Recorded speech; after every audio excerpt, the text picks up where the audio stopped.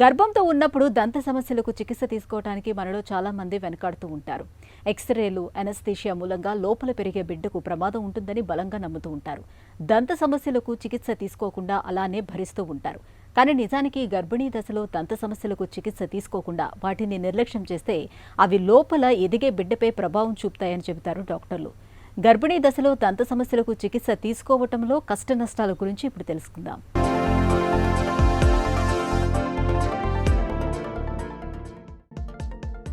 తల్లి గర్భంలో నవమాసాల పాటు ఒక కొత్త ప్రాణం పండంటి శిల్పంలా రూపుదిద్దుకోవటం ప్రకృతిలోని ఒక అద్భుతమైన పరిణామం. ఈ సమయంలో కాబోయే అమ్మ తన ఆరోగ్యం విషయంలో మరింత అప్రమత్తంగా ఉండాలి. గర్భిణీ దశలో దంత సమస్యల్ని చాలామంది పెద్దగా పట్టించుకోరు. చిన్న సమస్యలే కదా అని నిర్లక్ష్యం చేస్తూ ఉంటారు. దంత వైద్యం కోసం వెళితే ఎక్స్రేలు తీస్తారని, బిడ్డపై రేడియేషన్ ప్రభావం పడుతుందని భయపడుతూ ఉంటారు. నిజానికి గర్భిణీ దశలో దంత సమస్యల్ని ఎంతమాత్రం నిర్లక్ష్యం చేయకూడదంటారు డాక్టర్లు. గర్భిణీ దశలో మహిళ శరీరంలో ఈస్ట్రోజన్, ప్రొజెస్టిరాన్ హార్మోన్ల మోతాదులు పెరుగుతాయి. ఫలితంగా చిగుళ్లకు రక్త ప్రసరణ విపరీతంగా పెరుగుతుంది. దీంతో చిన్నపాటి ప్లాక్ లేదా బ్యాక్టీరియా ఉన్న చిగుళ్లలో ఇట్టే వాపు వస్తుంటుంది. బ్రష్ చేస్తుంటే రక్తస్రావం జరుగుతూ ఉంటుంది. దాదాపు 60 నుండి 75% మంది గర్భిణీలు ఈ సమస్యల్ని ఎదుర్కొంటారు. దీనికి తోడు మార్నింగ్ సిక్నెస్తో వచ్చే వాంతుల వల్ల పొట్టలోని ఆమ్లాలు నోట్లోకి వచ్చేస్తూ ఉంటాయి. దీంతో పళ్లపై ఉండే రక్షణ పొర ఎనామిల్ దెబ్బతిని తీవ్రమైన పళ్ల నొప్పులు మొదలవుతూ ఉంటాయి. పిప్పి పన్ను మొదలై నోటిలోని బ్యాక్టీరియా రక్తంలోకి చేరి తీవ్రమైన ఇన్ఫెక్షన్ల ముప్పు కూడా పెరుగుతుంది. ప్రెగ్నెన్సీలో ఈ హార్మోన్స్ అన్నీ ఎక్కువ అవుతాయి. ఈ హార్మోనల్ సర్జ్ వల్ల మన నోట్లో ఉండే చిగుళ్ళే హైపర్ యాక్టివ్ అవుతాయి. సో ఎనీ ఫారెన్ పార్టికల్ నోట్లో ఉంటే మన గమ్స్ ఓవర్ రియాక్ట్ అవుతాయి. ఇన్ఫ్లమేషన్ కూడా ఎక్కువ జరుగుతూ ఉంటుంది. సో ఈ hyper active gums more inflammation cause చేసి నార్మల్ వాళ్ళకన్నా కూడా ఎక్కువ ఇన్ఫ్లమేషన్ ఉండి బ్లీడింగ్ అనేది జరుగుతూ ఉంటుంది. గమ్ హైపర్ప్లేసియా ఉంటుంది. సో ఈ ప్రెగ్నెన్సీ అప్పుడు చాలా జాగ్రత్తగా ఉండాలి. ఈ గమ్స్ని మనం చాలా జాగ్రత్తగా కాపాడుకుంటూ ఉండాలి. లేకపోతే ఈ బ్లీడింగ్ గమ్స్ అనేది చాలా కామన్ ప్రెగ్నెన్సీలో. అది కాకుండా కొంతమందికి ప్రెగ్నెన్సీ జింజివైటిస్ అని జింజేవల్ స్వెల్లింగ్స్ కూడా వస్తుంటాయి. ఈ బ్లీడింగ్ గమ్స్ని మనం నెగ్లెక్ట్ చేస్తే ఆ గమ్స్ వాచి చాలా ఎక్కువ స్వెల్లింగ్స్ కూడా వస్తాయి.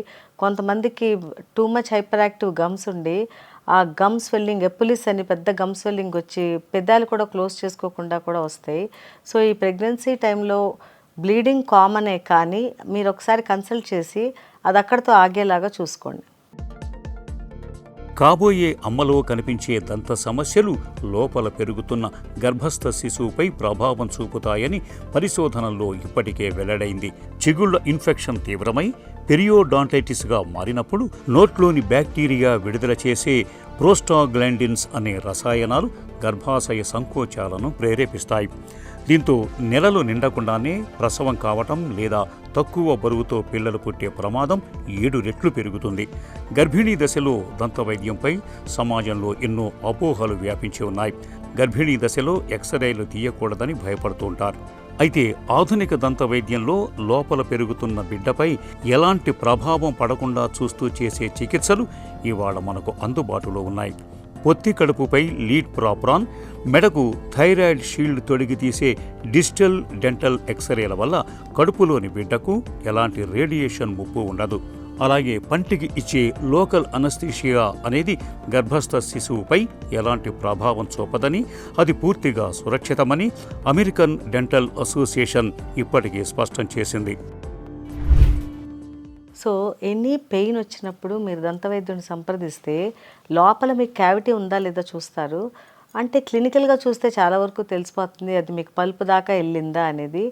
ఎనామిల్ డెంటిన్ దాటి పల్పులోకి వెళ్తే మీకు సివియర్ పెయిన్ ఉంటుంది. మేము క్లినికల్గా ప్రోబ్ చేస్తే అది పల్పు దాకా వెళ్ళిందో లేదు తెలుస్తుంది. సో చాలా వరకు ప్రెగ్నెన్సీలో అయితే ఈ ఎక్స్రేస్ అనేది మేము అవాయిడ్ చేస్తాము. ఎందుకంటే unnecessary unwanted radiation for the mother and kid as well. అందుకని ఒకవేళ క్లినికల్ సిమ్టమ్స్ బట్టి సిమ్టమ్ రిలీవ్ చేయడానికి ట్రీట్మెంట్ ఇస్తూ ఉంటాం. సో ఒకవేళ అక్యూట్ పెయిన్ అది పల్పు దాకా వెళ్తే కనుక ఇమీడియట్గా రూట్ కెనాల్ చేసేస్తాము.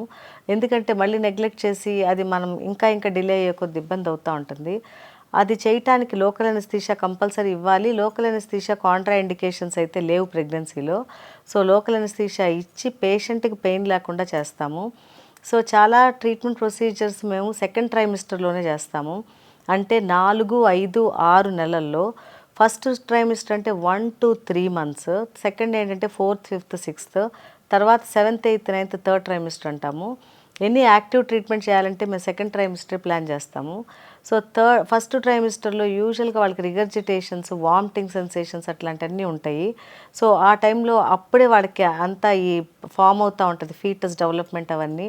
కాబట్టి ఎక్కువ ప్రొసీజర్స్, మెడికేషన్స్ అవన్నీ ఫస్ట్ ట్రైమిస్టర్లో అవాయిడ్ చేసి సెకండ్ ట్రైమిస్టర్లో వాళ్ళ గైనకాలజిస్ట్ కన్సెంట్ తీసుకుని ఏ మెడికేషన్ వాళ్ళు కన్సెంట్ ఇస్తారో అవి ఇస్తా మా డెంటల్ ప్రొసీజర్ సేఫ్గా చేస్తాము. అది కూడా తెలియకుండా పేషెంట్ థర్డ్ ట్రైమిస్టర్లో ప్రాబ్లం వచ్చిందే అనుకోండి, ఆ థర్డ్ ట్రైమిస్టర్లో కూడా మేము గైనకాలజిస్ట్ సపోర్ట్ తీసుకుని వాళ్ళని టోటల్లీ ఫ్రీ ఫ్రమ్ పెయిన్ చేస్తాము, ఇబ్బంది లేకుండా ట్రీట్మెంట్ ఇచ్చి ఆ తర్వాత డెలివరీ అయినాక అంతగా కావాలంటే ఫుల్ ఎక్స్రేస్ అవన్నీ చూసుకుని ఇంకా నెక్స్ట్ ట్రీట్మెంట్లు ఏంటనేది ప్లాన్ చేస్తాము. సో డ్యూరింగ్ ప్రెగ్నెన్సీ ఎటువంటి డెంటల్ ప్రాబ్లం లేకుండా మేము చాలా వరకు గైనకాలజీ సపోర్ట్తో మానిటర్ చేసుకుంటా ట్రీట్మెంట్ ఇస్తాం.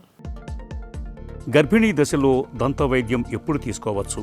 ఈ ప్రశ్నకు రెండో త్రైమాసికం అంటే 14 నుంచి 28 వారాల్ని అత్యంత సురక్షితమైన, అనుకూలమైన సమయంగా చెబుతారు డాక్టర్లు. మొదటి 3 నెలల్లో బిడ్డ అవయవాలు రూపుదిద్దుకుంటాయి. చివరి 3 నెలల్లో గర్భిణి డెంటల్ చైర్పై ఎక్కువసేపు వెల్లకిలా పడుకోవటం కష్టంగా ఉంటుంది. అంతేకాదు, అలా పడుకోవటం వల్ల తల్లిలోని ప్రధాన రక్తనాళంపై ఒత్తిడి పడుతుంది. అందుకే రెండో త్రైమాసికంలో దంతాల్ని శుభ్రం చేయించుకోవటం, పిప్పి పళ్లకు ఫిల్లింగ్ చేయటం, అత్యవసరమైతే రూట్ కెనాల్ థెరపీ లేదా పన్ను తొలగించటం వంటి సర్జికల్ చికిత్సల్ని నిరభ్యంతరంగా చేయించుకోవచ్చు. అత్యవసర పరిస్థితి వస్తే ఏ త్రైమాసికంలోనైనా సరైన భద్రతా ప్రమాణాలతో దంతవైద్యం అందించవచ్చు. పంటి ఇన్ఫెక్షన్ వల్ల వచ్చే మానసిక ఒత్తిడి, నొప్పి పెయిన్ కిల్లర్స్ వాడటం కంటే సరైన సమయంలో డెంటిస్ట్ చేత చికిత్స చేయించుకోవటమే తల్లికి బిడ్డకు రక్ష. ప్రెగ్నెన్సీలో జాగ్రత్తల కన్నా ప్రెగ్నెన్సీ రాకముందు జాగ్రత్తలు ఎక్కువ తీసుకోండి. ప్రెగ్నెన్సీ రాకముందు ఒకసారి మీ నోరు ఎలా ఉందో మీకు తెలీదు, మీరు ఒకసారి దంతవైద్యుని సంప్రదించండి. ఎనీ విజ్డమ్ టీత్ ఉన్నాయి అనుకోండి, అవి వాళ్ళు అప్పుడే తీసేస్తారు. ఒకసారి ప్రెగ్నెన్సీ వచ్చినాక విజ్డమ్ టీత్ తీయాలంటే అదొక సర్జికల్ ప్రొసీజర్. అది కొన్ని టీత్ డీప్గా ఉంటాయి, వాటికి కొంచెం ఎక్కువ టైం పట్టొచ్చు. So any wisdom teeth unwanted and unusual పొజిషన్స్లో ఉంటే మీరు before you plan for pregnancy అవి ఎక్స్ట్రాక్షన్ చేయించేసుకోండి. అలా కాకుండా విజ్డమ్ టీత్ అన్ని ఎరప్ట్ అయిపోయి నార్మల్గా ఉంటే మాత్రం అవి తీర్చుకోవాల్సిన అవసరం లేదు. సెకండ్, ఎనీ క్యావిటీస్ ఎనామిల్ డెంటింగ్లో ఉంటే ఫిల్ చేయించేసుకోండి. ఒకవేళ పల్పు దాకా వెళ్తే ముందే రూట్ కెనాల్ చేయించేసుకుని క్రౌన్స్ వేసుకోండి. సో అవన్నీ మీరు బిఫోర్ ప్రెగ్నెన్సీ తీసుకుంటే చాలా మంచిది. బిఫోర్ ప్రెగ్నెన్సీ ఒకసారి కంప్లీట్ ఓరల్ ప్రొఫిలాక్సిస్ కూడా చేయించేసుకోండి. తర్వాత డ్యూరింగ్ ప్రెగ్నెన్సీకి వద్దాము. ప్రెగ్నెన్సీలో మీరు ఫస్ట్ ట్వైస్ బ్రషింగ్ అనేది కంపల్సరీ చేయాలి.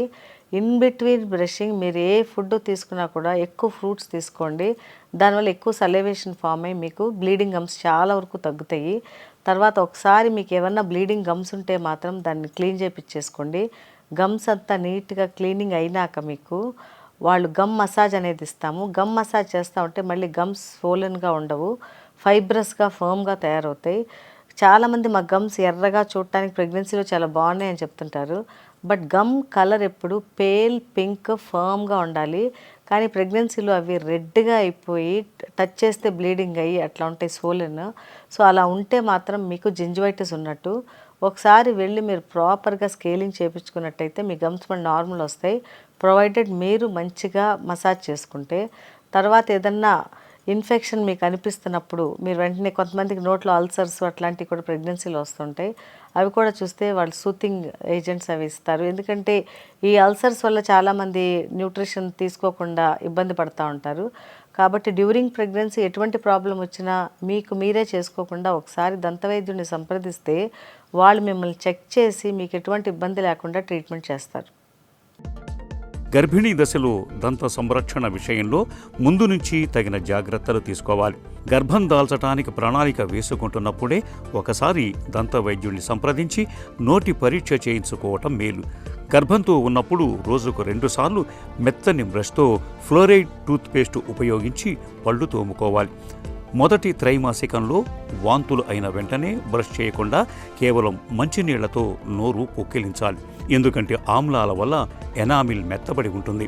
ఇలాంటప్పుడు బ్రష్ చేస్తే పళ్ళు త్వరగా అరిగిపోతాయి. ఇక స్వీట్లు, ప్రాసెస్ చేసిన తినుబండారాలకు దూరంగా ఉండాలి. కాల్షియం, విటమిన్ సి పుష్కలంగా లభించే పౌష్టికాహారం తీసుకోవాలి. ఈ జాగ్రత్తలు గర్భిణీ దశలో దంతాల్ని చక్కటి ఆరోగ్యంతో ఉంచుతాయి.